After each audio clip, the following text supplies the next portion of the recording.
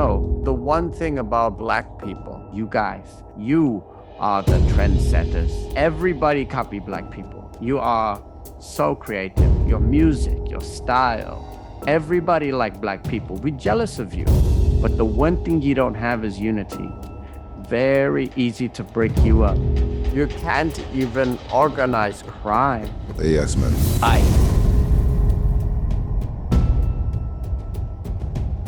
Laughing about an email you got from a Nigerian prince looking to scam you out of your life savings? Well, authorities say one of the main groups behind them, known as the Black Axe, is no laughing matter.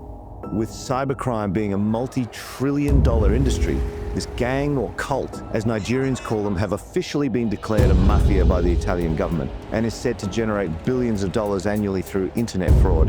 The organization known for romance scams. He just kept telling our mom he needed more help. And when she ran out of money, he started blackmailing her until she couldn't take it anymore.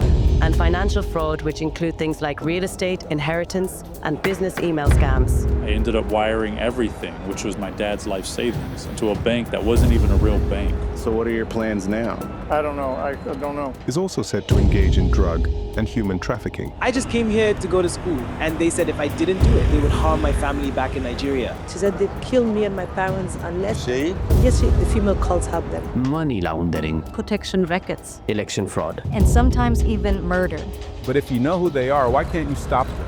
Well, with their members being spread all over the world, it's hard to follow their quick money transfers. And not just for jurisdiction reasons, as international governments have started working together, but because they operate in a way that we haven't seen before. Criminals usually steal from each other. When they handle thousands and especially millions of dollars, some will usually run off with the money, making slip-ups easy to catch. But none of the Axemen do that. They're extremely loyal to each other. Why is that? Well, we believe we could trace their secretive nature back to the confraternity's original Pan-African goal to fight oppression, responsible for their creation on university campuses back in the 70s, which mirrored societies like Freemasons, by the way, as they had a presence in Nigeria during the colonial era. To them, it's not just about the money. That mainly allows them to buy their ability to operate like a state within a state, like America's old mobs. It's about taking back what they think is theirs. And when you combine their brand of anti-colonial activism with religious practices that bind them together on a perceived soul level, it's hard to break that up. Well, I think a lot of our viewers would sympathize with them if there weren't so much violence involved. I agree, but according to them, the black man must be freed with an axe. Okay, stop it right there. That's me earning my name legend back in the day as an enforcer, known as a butcher for the Axeman. And as you can see, old habits die hard. And that coat I'm wearing is what they call your coffin. It's given to you when you bam. That is, join the Black Axe, or the eye, at the end of an initiation ceremony is designed to make the desired death so that you can be reincarnated into a strong Axeman. But quite frankly, I was getting too old for this shit. Sentenced to serve 24 months for aggravated identity theft. Even my now crucial position as the chairman was causing more problems than I cared for. Because while something like that treasurer from the South African zone I just saved back there, joined the eye for business connections, knowing that protection was just one call away. It was a big draw to the brotherhood. Clap for one is a clap for all.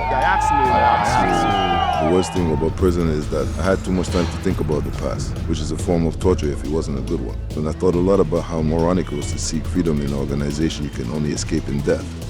But all boys need someone to guide them, and I was no exception. And even if you're smart enough to quickly realize a bright future is not an option. Jesus Christ, legend. We don't give them with your real name. Give a catcher name, Afikwan. No, it can be my real name. The eye will tap into your primal instinct to either survive or protect. We heard you were planning to leave, legend. Oh, it just wasn't for me. I lost everything because of you. Everything. My kids, we can't eat. It's not just weed anymore, it's drugs that kill people. And there's the prostitution, we're forcing people. He sounds like his dad. I'm gonna end up like his dad. What? Your choice, my lord. But remember, he who price must pay. Yeah, he who price must pay. Good. And judging by the way you're looking at us, we have a better position for you. One you only had to do for a few years before meeting up. And I had made peace with the consequences of my choices. At least until I heard the words no Axeman wants to hear from his son. Dad, I've joined the Black Axe. I wasn't going to help him no matter what he did to me. When you're considered the best money counterfeiter in the world, you grow numb to the note fever. So, what do you do for a living, son? I make money. How do you make money? I make money. That's right, the note fever. is what everyone around you catches when they find out that you can print money. Both my pops and son caught this lottery-winning effect, and they got us all jammed up as a result. But in a rare twist of fate, they allowed my son to do his bid with me. And after seeing a true crime special on us, I was determined to make sure our story would have a different ending. So when Legend caught this fever, while I sympathized with his desire to both set a better example for his son Legacy and help him get onto a better path by printing money for the Black Axe in exchange for deaxiation of the two, they had made their choices, and I had to do what was best for me and mine, which, given Legend's reputation, I could only hope he'd understand. Well, I understood where James was coming from, as I would have done the same thing if I were him, but I also understood that Kohofa works in mysterious ways. You know, and the when one it just thing so happened about that the brother I was saving just so happened to be saving James Jr., who had found himself in debt with the wrong guys. James had a change of heart. Once out, with the help of a recently released James and James Jr. Yeah, this is everything I needed to cut the paper, put it on carrier paper, take the pictures, burn the plates, mix the ink, put it together, make the strips, watermarks, everything. I run it through the press several times, create different serial numbers, the whole shebang. You're good to go.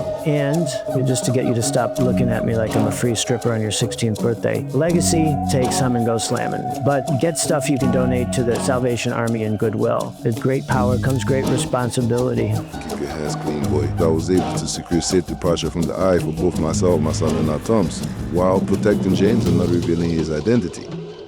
But I should have known my brothers would hear about what happened inside, and it wouldn't take long for them to figure out that these good-looking notes were the work of the infamous James King. As a matter of fact, they probably only accepted the deal because it was James King. You see, while butchers are feared for their punishment tactics, it is the eyes, which are spies for the Black Axe, that are the most dangerous. For despite possessing a temperament that's so soft they're virtually useless in any other role within the organization, you never know who an eye is, and it is that makes them the most feared. Please, you gotta help him. And as the saying goes, just when I thought I was out, they pulled me back in.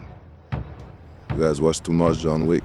Life isn't a fairy tale where you can just storm the Eye's castle to free James. But what they're doing is essentially slavery. You would think of all people they would value a person's life and their freedom. No, of all people, they would know the value of a person's life in dollars, and that relationship to freedom. What do you think happens when you're taught that money is more important than your life over and over and over again, huh?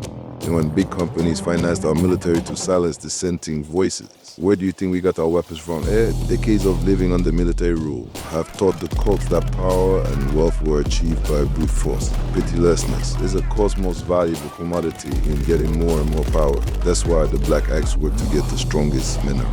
So trust me, we have to be smart about this and play by their rules, because these people love killing. And now Junior, I remember your dad saying something about counterfeiting being addictive. Yeah, it's got a higher recidivism rate than heroin addiction. Which means the authorities know this. Yeah, the Secret Service will start watching you around 12 to 15 months or so after you get out. Or speed up the process. I told the Eye that they can get a lot more paper quicker if you help, and you'll tip the Secret Service up to the meeting. But Dad, if we hit the Black Axe, won't they come after us? Nah, this won't harm them. They have their front organizations to cover them. Where do you think all the money goes? These are billions of dollars. We do you. Use your head. They'll act like they didn't know why James came to see them, and we'll act like we didn't know the Secret Service was coming. At least that's how it was supposed to go. All right, everybody stop moving, stop. Or freeze. Yeah, freeze. But apparently Legacy and James Jr. had other plans. Hit on top of it. Legacy, what are you doing? I knew I could stop them and take them right there.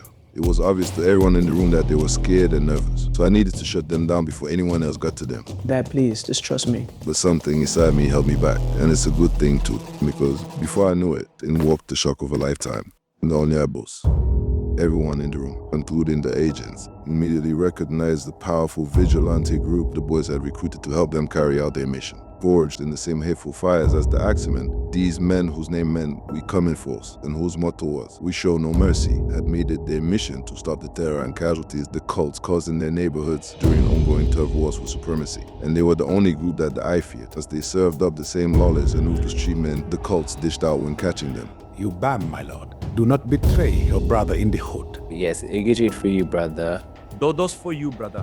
Orimado for you, brother. Lodorima for you, brother. Go, Dodorim for you, brother. Dodo brothers don't kill brothers. But you see these guys, every one of them has had a father or brother or someone they loved taken from them by an Axeman. Everyone. Dad, still wants to talk to Dad for that.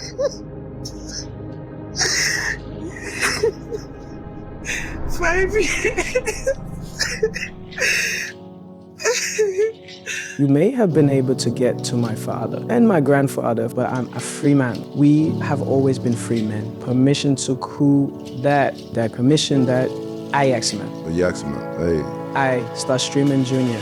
And from there, I watched things happen that I couldn't have imagined in my wildest dreams. With a host of Secret Service agents in their custody, the government forced all the major social media apps to comply with the boys' demands that they be given uninterrupted access to broadcast. And with the world's attention, the boys spoke freely. They talked to the people about historical events that created everyday fears they dealt with. Fears around money, generating it, and constantly trying to protect it. It's fueled by a violent history that is still funded by unaccountable private corporations. This isn't a race thing or an African thing. It affects us all. All you have to do is follow the money, but the money starts in our hands, and there's too much blood on it. The only way to quit paying for the sins of our fathers is to sever the umbilical cord. Stop taking their dirty money. We must not use it. Burn it, don't pay for anything with it, and don't accept it. We must find another way. There is no scarcity, so there is no need to riot or panic. There is no scarcity. We have enough. There is no scarcity. We must trust that we will take care of each other. There is no scarcity. We will find another way. I couldn't believe my ears. People all around the world actually started doing what they were saying. It started from the lower classes and the youth of all classes, and then it trickled up. A revolution born out of the short-sighted madness characteristic of younger generations, and the bold and reckless behavior that only they can do. And unable to force people to accept something that no longer incentivized them, governments began to reorganize to accommodate a new social order founded on different values. In other words, our kids did something we, and no one before us, was able to do. They broke the chain.